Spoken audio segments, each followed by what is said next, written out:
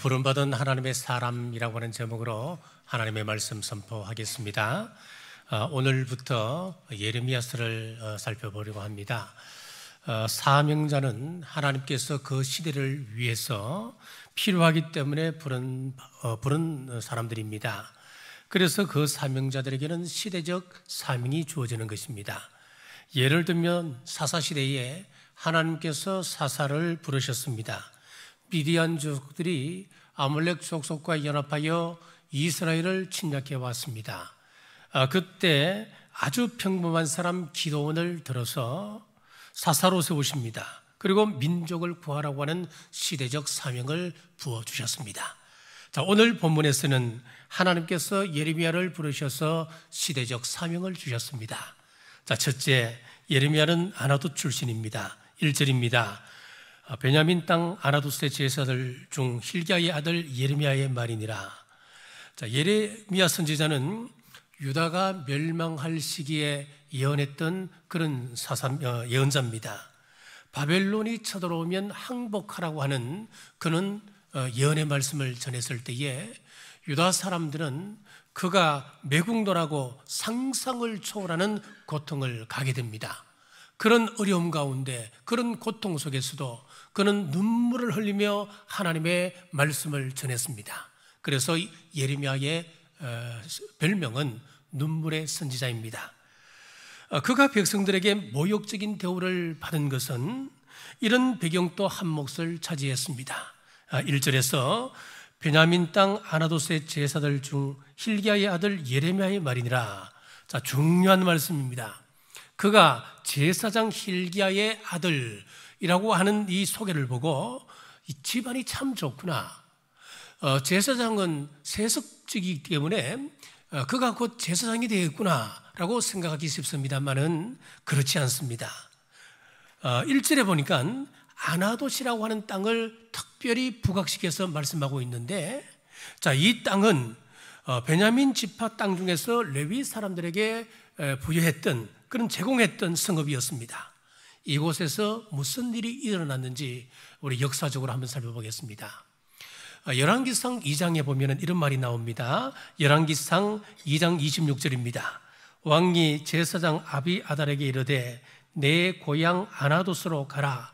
너는 마땅히 죽을 자유로되 내가 내 아버지 다윗 앞에서 여호와의 궤를 메었고 또 내 아버지가 모든 환난을 받을 때에 너도 환난을 받았은즉 내가 오늘 너를 죽이지 아니하노라 하고 아비아달을 쫓아내어 여호와의 제사장 직분을 파면하니 여호와께서 실로에서 엘리의 집에 대하여 하신 말씀을 응하게 함이더라.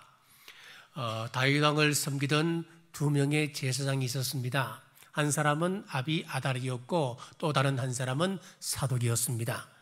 이 두 사람이 다윗 왕이 통치하던 시절에는 다윗을 위하여 두 사람 다 충성을 다 바쳤습니다. 자, 그런데 다윗 왕이 후계자를 세울 때에 이 두 사람은 갈라지게 되는데 아비아달은 아도니아를 추종하게 되고 사독은 솔로몬을 쫓게 되었습니다. 하나님의 뜻은 솔로몬이 왕이 되는 것이었지요. 그래서 솔로몬이 왕이 되고 난 이후에 자신의 반대편에 섰던 아비아달을 그 고향 아나돗으로 추방합니다. 그리고 파면했습니다. 자, 그러니까 이 아나돗에 사는 제사장들은 몰락한 제사장들, 주류가 아니라 비주류의 제사장들이라는 것을 알 수가 있습니다. 그런데 놀랍게도 아나돗의 몰락한 제사장 가문의 예레미야에게 오늘 소명을 주고 계시는 것입니다. 자, 이것을 염두에 두고 1절을 제가 다시 한번 읽겠습니다. 베냐민 땅 아나돗의 제사장들 중 힐기야의 아들 예레미야의 말이라. 어떻습니까? 말씀이 다르게 다가오지요. 우리식으로 표현해 볼까요? 하버드나 예일 대학이나 프린스턴 같은 세계 유명 대학 출신을 사용하는 것이 아니고 지방의 변방의 조그마한 대학 출신의 사람을 사용하시는 겁니다. 서울의 초대형 교회 목회자 자녀를 사용하시는 것이 아니고 지방의 조그마한 개척교회 목회자 자녀를 들어 쓰시는 것입니다. 신약에도 이런 말씀이 나오죠. 빌립이 나다나엘에게 전도할 때에 나다나엘이 나사렛에서 무슨 선한 것이 나오겠는가? 그렇게 이야기하지요. 특정 학교, 특정 지역 사람들이 카르텔을 형성하는 것은 예나 지금이나 똑같습니다. 공부도 못한 주제에 부자도 아닌 것이, 돈도 없는 것이, 지방대학을 나온 주제에 감히. 자, 그러나 구약에서 아나돗, 신약에서 나사렛 출신을 쓰시는 하나님이십니다. 우리 가운데 학벌이나 가문이나 경제 상황 등 모든 것이 나는 아나돗 출신이다 라고 생각하시는 분이 계십니까? 세상 사람들은 아나돗 출신을 사용하지 않지만은 우리 하나님께서는 아나돗 출신인 나를 사용하신다고 믿으시기를 바랍니다. 4절에서 5절입니다. 여호와의 말씀이 내게 임하니라. 이러시되 내가 너를 모태에 짓기 전에 너를 알았고 내가 배에서 나오기 전에 너를 성별하였고 너를 여러 나라의 선지자로 세운도라 하시기로. 자, 여기 보면은 알다라고 하는 단어가 나옵니다. 모태에 너를 짓기 전에 너를 알았다 그랬잖아요. 여기서 알다라고 하는 히브리 단어는 야다라고 하는 단어를 쓰는데 이것은 지적인 알을 이야기하는 것이 아닙니다. 예레미야가 언제 태어났고 그의 생김새가 어떻고 그는 몰락한 제사장 가문의 집안이지만 여전히 제사장이고 이런 객관적인 알을 이야기하는 것이 아니란 이야기입니다. 히브리어의 야다라고 하는 의미는 이런 의미입니다. 아담이 하와를 알매 하와가 잉태하여 가인을 낳았다 그렇게 나오잖아요. 여기 보면은 아담이 하와를 알다 했을 때 그 알다가 바로 야다입니다. 신약에서 마리아가 천사에게 이렇게 이야기하죠. 나는 사내를 알지 못한다 그랬잖아요. 여기 알다도 바로 야다입니다. 오늘 본문에 하나님께서 예레미야에게 모태에 너를 짓기 전에 너를 알았다 그랬잖아요. 이것은 지적인 정보를 이야기하는 것이 아닙니다. 체험적으로 사랑의 관계를 이야기하는 것입니다. 속속들이 너를 알고 있다, 깊이 알고 있다라고 하는 그런 의미를 가지고 있습니다. 자, 이 말은 하나님의 택하심을 입어서 부름받은 저와 여러분에게도 동일하게 적용됩니다. 로마서 8장 29절에서 30절입니다. 하나님이 미리 아신 자들을 또한 그 아들의 형상을 본받게 하기 위하여 미리 정하셨으니 이는 그로 많은 형제 중에서 맏아들이 되게 하려 하심이니라. 또 미리 정하신 그들을 또한 부르시고 부르신 그들을 또한 의롭다 하시고 의롭다 하신 그들을 또한 영원롭게 하셨느니라. 하나님께서 미리 아셨다고 하는 것은 하나님께서 미리 정하셨다고 하는 말씀으로 연결되어지고 이 말씀은 또한 의롭게 하셨다, 부르신다, 영화롭게 하신다라고 하는 말씀으로 연결이 되어집니다. 그렇습니다. 우리 하나님께서 저와 여러분을 예정하셨습니다. 저와 여러분을 택정하셨습니다. 얼마나 감사한지 모릅니다. 그리고 계속해서 하시는 말씀이 우리 하나님이 나를 구별해 놓으셨대요. 성별해 놓으셨대요. 이 말씀을 잘 뜯어보시면 굉장히 부담으로 다가올 수도 있습니다만은 하나님께서 나를 성별하셨다, 나를 구별하셨다. 만약에 나를 하나님께서 구별하지 않으셨다면 우리의 인생은 망한 인생 되고 마는 것입니다. 하나님께서 구별된 그릇, 이 예레미야를 부르셨습니다. 자, 지난주에 말씀을 기억하시나요? 이 세상에는 금그릇이 있고 은그릇이 있고 나무로 만든 그릇, 질그릇이 있습니다. 세상 사람들은 금그릇과 은그릇을 구별하여 귀하게 사용합니다마는 하나님께서는 그 금그릇, 은그릇이 중요한 것이 아니고 구별된 그릇이냐, 깨끗한 그릇이냐 그거 보시고 사용하신다 그랬잖아요. 오늘 하나님께서 깨끗하게 구별한 이 예레미야를 부르셨습니다. 예레미야를 부르실 때 예레미야의 반응을 보십시오. 6절입니다. 내가 이르되 슬프도소이다. 주 여호와여 보소서. 나는 아이라 말할 줄을 알지 못하나이다 하니. 자, 학자들은 이때 예레미야의 나이가 10대 후반에서 20대 초반으로 보고 있습니다. 나이가 어립니다. 그러다 보니까 말하는 것이 미숙할 수도 있었겠지요. 그리고 무슨 준비가 되어 있었겠습니까? 준비도 되어 있지 않았을 것입니다. 그래서 나는 아이라 말할 줄 모릅니다. 그렇게 반응하는 것입니다. 이 반응을 보고 많은 사람들은 이 사람이 참 겸손한 사람이구나 라고 생각할 수 있습니다. 그런데 놀라운 것은 하나님의 반응입니다. 7절에서 8절입니다. 여호와께서 내게 이르시되 너는 아이라 말하지 말고 내가 너를 누구에게 보내든지 너는 가며 내가 내게 무엇을 명령하든지 너는 말할지니라. 너는 그들 때문에 두려워하지 말라. 내가 너와 함께하여 너를 구원하리라. 나 여호와의 말이니라 하시고, 하나님이 야, 너 참 겸손하구나. 그래, 하나님의 종의 자세가 되어 있구나. 그렇게 말하지 않으셨어요. 너는 그렇게 말하지 말라. 내가 말하는 것을 너는 가서 그대로 말하라. 그렇게 말씀하셨습니다. 자, 우리 정서에는 한 번쯤 사양하는 것이 예의입니다. 유교적 겸손이 무엇입니까? 유교에서 실천적 삶으로 강조하는 것이 사단입니다. 이 사단이라고 하는 것이 있는데 이 사단 가운데 사양지심이 있어요. 이 사양지심의 뜻이 무엇이냐면은 이것은 예의 근본으로 겸손하게 양보하는 것을 이야기하는 거예요. 이게 유교의 실천 범주에 들어가 있다니까요. 그러니까 우리는 유교의 영향을 알게 모르게 좀 받고 있는 겁니다. 흔히들 그러잖아요.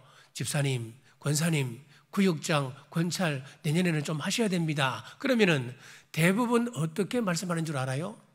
나는 그럴 자격이 못 됩니다. 나는 아직까지 그럴 만한 그릇이 못 되고 준비가 되어 있지 않습니다 라고 대부분 사양합니다. 또 이것을 겸손이라고 생각을 합니다.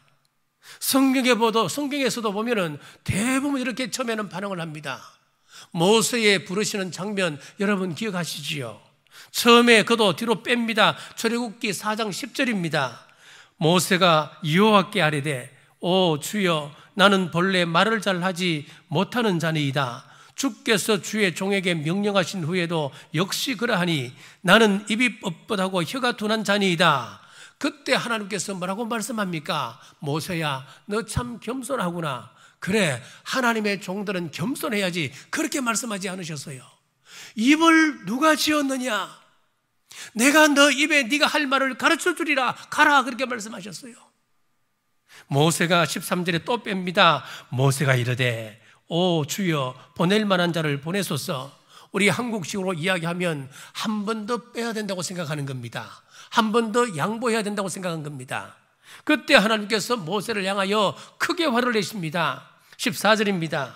여호와께서 모세를 향하여 노하여 이르시되 레위 사람 내 형 아론이 있지 아니하냐? 그가 말 잘하는 것을 내가 아노라. 그가 너를 만나러 나오나니 그가 너를 볼 때에 그 마음에 기쁨이 있을 것이라.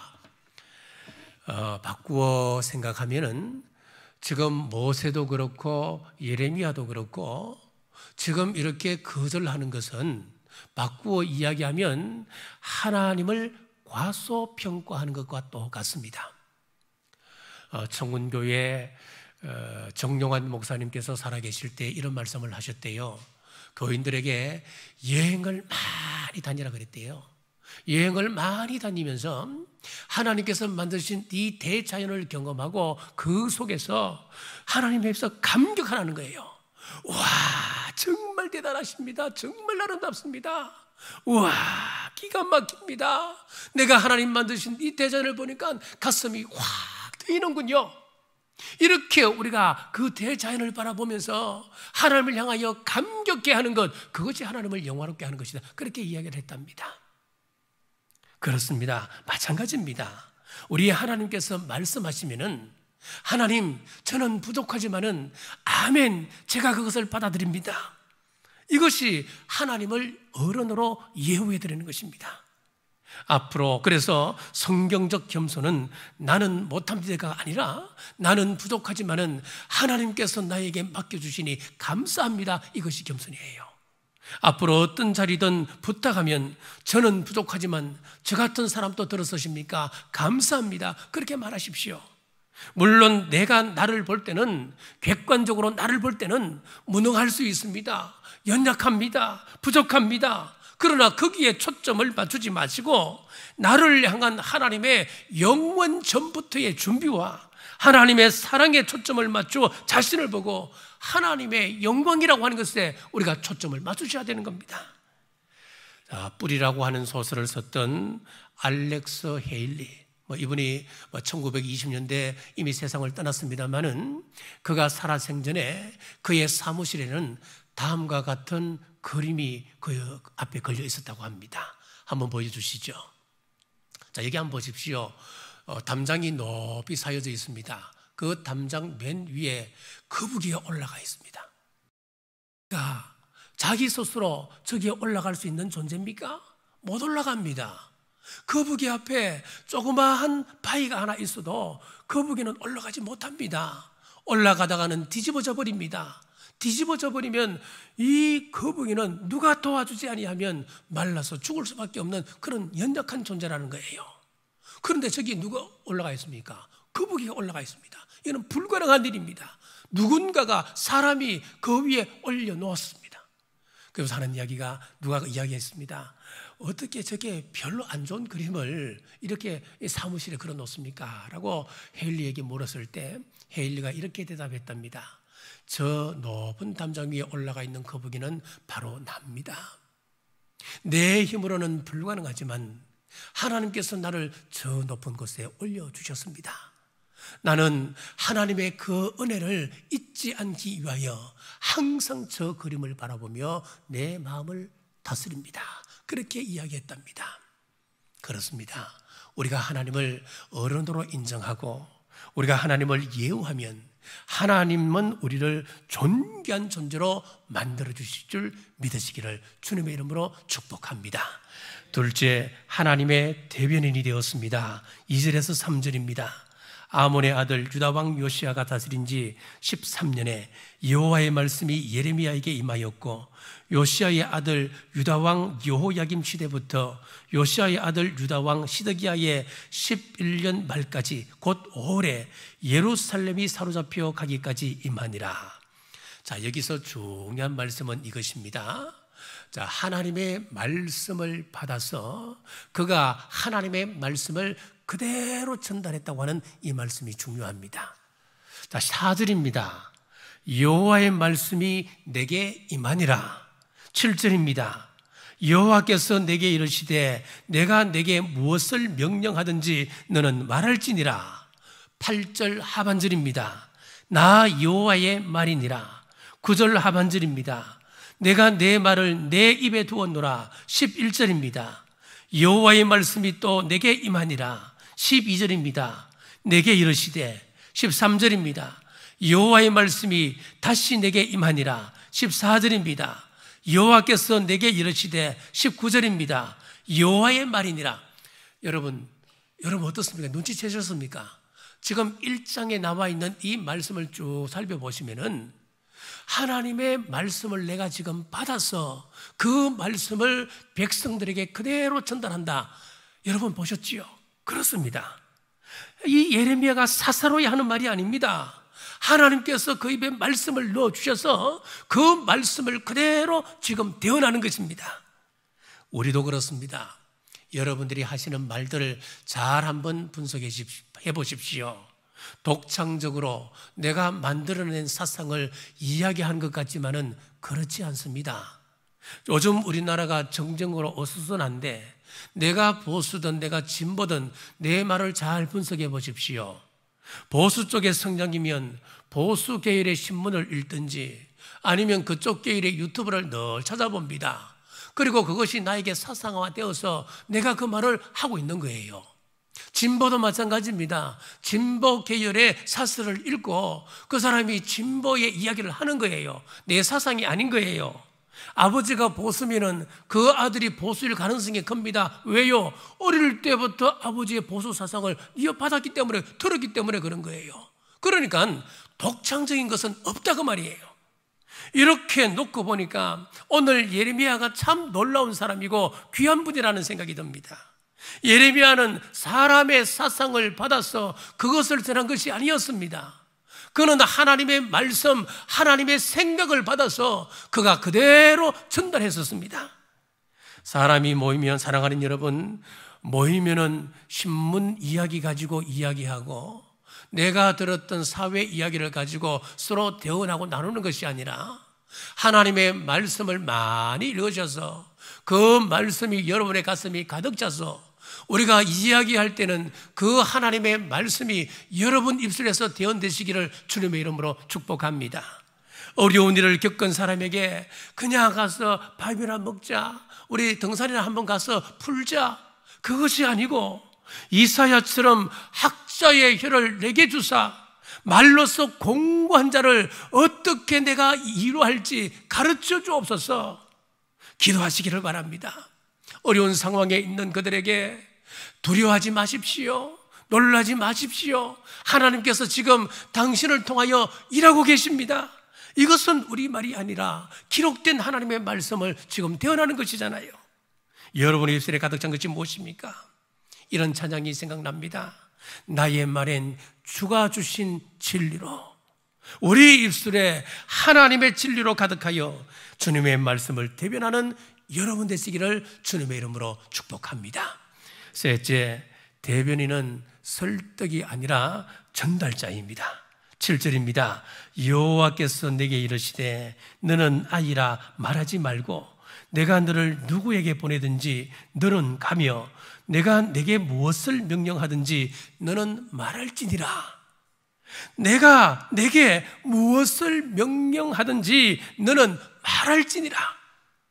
하나님은 예레미야에게 청중들을 설득하라 그렇게 말씀하지 않으셨습니다. 그냥 전하라 그랬습니다. 예레미야는 자기가 아이라 말할 줄 모른다고 두려웠습니다. 그러나 우리 하나님은 예레미야의 이런 스피치 능력을 보신 것이 아니었습니다. 하나님께서 주신 그 말씀을 가감없이 그냥 전하기만을 원하셨습니다. 우리가 하는 전도도 이런 것입니다. 여러분들이 복음을 전거하실 때에 저 사람이 그것을 받아들일까 아니면 받지 아니할까 걱정할 필요가 없습니다. 우리가 복음을 전파할 때에 상대방이 받을까 안 받을까 중요하지 않습니다. 더 중요한 것은 무엇이냐면은 지금 내가 하나님 말씀을 받아서 그것을 그대로 지금 전거하고 있느냐, 이것이 중요합니다. 자, 티로키의 선교지 탐방을 하면서 김명섭 선교사님과 여러 이야기를 많이 참 나누었습니다. 나누는 가운데 총동원 전도에 관한 이야기도 있었습니다. 자, 우리 교회에서 태신자를 작정하고 초청을 하면은 많이 오면 100여 명 정도 초청을 받습니다. 그분들이 초청을 하면은 그분들 가운데 한 15명 내외가 등록을 합니다. 15% 내외죠. 자, 여러분들 가운데 투자에 비해서 얻어지는 소득이 너무 적다, 그렇게 생각하시는 분 아니 계십니까? 너무 비효율적이고 너무 소모적이다, 그렇게 생각하는 분 아니 계십니까? 저도 참 이 문제에 대해서 큰 숙제였고 큰 딜레마였습니다. 우리가 그리스도인으로서 우리가 복음을 전가하는 것은 우리에게 주어진 마땅한 사명인데, 그것은 당연히 해야 할 일인데, 그런데 이렇게 큰 예산을 들여서 이것을 하지만은 그 예산에 비해서 얻어지는 결과가 별로다. 참 저에게는 딜레마였습니다. 그렇다고 안 할 수도 없는 것 아닙니까? 그런데 제가 용기를 얻은 것이 뭐냐 하면은 선교사님이 주한장로교회에서 이 일을 주관하면서 목표가 15%였대요. 한때 등록교인 10만 명이었던 주한장로교회, 대단한 교회지요. 거기에는 이런 전도 대잔치를 하면은 5천 명 정도가 한 번에 초청을 받는답니다. 그러면 5천 명 가운데 몇 명이 등록하느냐? 그 가운데 600에서 700명 정도가 등록을 한답니다. 우리는 그 교회가 600에서 700명 등록한다, 우와 그렇게 이야기하지만은 5천 명 가운데 600에서 700이면 15% 내외입니다. 나경일 목사님이 그러셨대요. 나는 한 사람에게 1억이 들어간다 하더라도 이 일을 계속할 것이다, 그렇게 말씀하셨대요. 그렇습니다. 우리 교회에서 하는 태신자 초청의 결실이 우리가 생각하는 만큼 되지 않고 15% 내외 하더라도 그것이 정상입니다. 우리는 하나님께서 주신 말씀을 선포하고 초청할 뿐입니다. 이것을 잘 전하는 사람이 좋은 성도인 것입니다. 목회자도 마찬가지입니다. 좋은 목회자가 어떤 목회자가 되어야 할까? 이렇게 묻는다면 많은 사람들은 제일 먼저 성품이 좋은 목회자가 좋은 목회자지라고 이야기를 한답니다. 그런데 성경에서 이야기하는 기준은 이것이 아닙니다. 성경이 원하는 좋은 목회자는 하나님의 말씀을 받아서 그대로 증거할 수 있는 사람이 좋은 목회자입니다. 또 어떤 사람은 좋은 목회자는 유머 감각이 있으면 좋겠다 그렇게 이야기합니다만은 물론 있으면 얼마나 좋겠습니까? 좋지요. 그러나 없어도 상관은 없습니다. 자, 택배기사 두 사람이 있습니다. 한 사람은 얼굴도 잘생겼습니다. 성품도 좋습니다. 여기다가 유머 감각까지 탁월합니다. 그래서 보는 사람들마다 웃음을 주고 편안함을 주는 겁니다.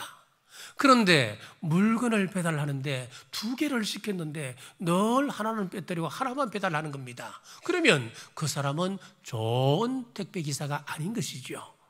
한 사람의 택배기사는 얼굴도 못생겼습니다. 비호감입니다. 성품도 그렇게 좋은 성품이 못 됩니다. 유머 감각은 더 없습니다. 그리고 인사성도 없습니다. 그런데 내가 2개를 주문하면은 정확한 시간에 내가 주문한 그 2개를 정확하게 배달을 해주는 겁니다. 누가 좋은 택배기사일까요? 목회자가 그렇습니다. 성품이 좋으면 좋지요. 그리고 경험이 많은 사람이면 금상첨화지요. 그런데 그게 중요한 것이 아니라 하나님의 말씀을 받아서 그 말씀을 제대로 전달할 수 있느냐, 그것이 더 중요합니다. 하나님이 예레미야에게 태어나라고 하시면서 놀라운 말씀을 주십니다. 10절입니다. 보라, 내가 오늘 너를 여러 나라와 여러 왕국 위에 세워 내가 그것들을 뽑고 파괴하며 파멸하며 넘어뜨리며 건설하고 심게 하였느니라 하시니라. 먼저 뽑으래요. 그 다음 심으래요. 그리고 파괴하고 파멸하며 무너뜨리래요. 그 다음에 다시 건설하래요. 여기서 주시는 메시지가 무엇이냐 하면은 순서가 있습니다. 우리 하나님은 하나님께서 싫어하시는 것들, 하나님께서 기뻐하지 않으신 것들이 내 인생에서 먼저 뽑아지기를 원하십니다. 하나님은 우리의 나쁜 습관을 무너뜨린 후 그 다음 건설을 하시는 분이십니다. 더러운 것을 뽑으신 이후에 다시 심으시는 분이 우리 하나님이십니다. 대부분의 성도는 축복의 말씀을 좋아합니다. 그래서 축복의 말씀이 선포되어지면 대부분은 아멘이라고 화답을 합니다. 그런데 디모데후서 3장 16절에서 17절의 말씀에 보니까 모든 성경은 하나님의 감동으로 된 것으로 교훈과 책망과 바르게 함과 의로 교육하기에 유익하니 이는 하나님의 사람으로 온전하게 하며 모든 선한 일을 행할 능력을 갖추게 하려 함이라. 성경은 하나님의 감동으로 된 것이라 그랬습니다. 그리고 성경은 어떤 역할을 하느냐 하면은 교훈하는 말씀이 있습니다. 책망하는 말씀이 있습니다. 바르게 하는 말씀이 있습니다. 말씀을 들을 때에 뽑혀져야 할 것은 무엇이고 무너뜨려져야 할 것이 내 마음속에 무엇인가, 그거 보시라는 겁니다. 이거 잘 점검하십시오. 이것 하시려면 내 몸이 아픕니다. 내 마음이 아픈 것입니다. 그거 뽑고 파괴하고 파멸하며 무너뜨려야 합니다. 이것 없이는 우리가 아무리 은혜를 받으려 해도 안 되는 것입니다. 건물도 사람과 마찬가지로 수명이 있습니다. 오래되면 곳곳에 크랙과 누수가 생기기 마련입니다. 수명이 다한 그 건물을 가지고 리모델링 해야 별 효과가 없습니다. 그때는 어떻게 해야 되느냐? 다 철거해버리고 새롭게 건축을 해야 되는 것입니다. 그렇습니다. 우리의 자존심이 무너지지 아니하고 뽑히지 아니하고 깨어지지 아니하면 하나님의 말씀이 들어올 수가 없습니다. 이것부터 정리해야 하나님이 새로운 관계를 건설하시는 것입니다. 우리 교회에 이런 뽑힘과 이런 무너짐이 있기를 주님의 이름으로 축복합니다. 우리 성도님들 한 분 한 분이 하나님 앞에서 이런뿐인 신앙생활 깨트리고 뿌리 뽑아 하나님 말씀 받기에 부족함 없는 여러분 되시기를 주님의 이름으로 축복합니다. 말씀을 맺겠습니다. 세상에서 아무도 주목하지 않는 지방의 몰락한 제사장 가문에 예레미야를 하나님께서 들어 사용해 주시듯이 하나님께서도 우리를 들어 사용하실 수 있습니다. 그리고 우리도 예레미야처럼 세상 사상 전하는 것이 아니라 우리 하나님의 말씀을 받아서 하나님의 말씀을 대언하는 여러분 되시기를 바랍니다. 그리고 겸손하시기 바랍니다. 나는 못해요가 겸손한 것이 아니고 하나님께서 말씀하시면 아멘, 제가 그 말씀을 듣겠습니다. 이것이 겸손입니다. 겸손한 여러분 되시기를 바랍니다. 내 속에서 하나님이 싫어하는 것 뽑아내시고 하나님이 기뻐하시는 새로운 가치관을 세우셔서 하나님의 마음, 우리 주님의 마음을 시원케 해드리는 우리 남부교회 모든 성도님들 되시기를 주님의 이름으로 축복합니다. 기도합니다. 오늘 예레미야서를 통하여 말씀 주심 감사합니다.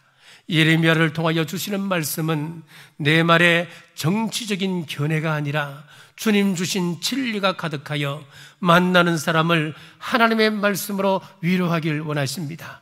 내 손에 주님을 닮은 섬김이 있길 원하십니다. 내 삶에 주님의 흔적이 있길 원하십니다. 주님 말씀 따라 순종하는 저희들 될 때에 하나님의 뜻이 나타나고 하나님이 기뻐하시는 교회 함께 만들어가게 하옵소서. 다시 오실 예수님 이름으로 간절히 기도드리옵나이다. 아멘.